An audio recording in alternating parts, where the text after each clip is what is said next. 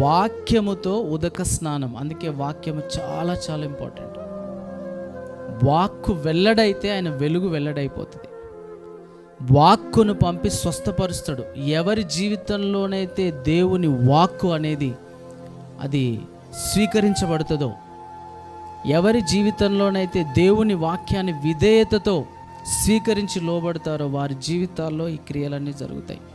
వాక్యం అనే ఉదక స్నానం అవసరం. నువ్వు ఎవ్వరికి లోబడకపోయినా, దేనికి లోబడకపోయినా క్రీస్తు దగ్గరికి వచ్చినప్పుడు ఆయన వాక్యానికి, ఆయన మాటకు లోబడాల్సిందే. కాబట్టి ఆయన వాక్యం సుత్తె వంటిది, అగ్ని వంటిది. ఆయన వాక్యం చాకలివాని సబ్బు వంటిది.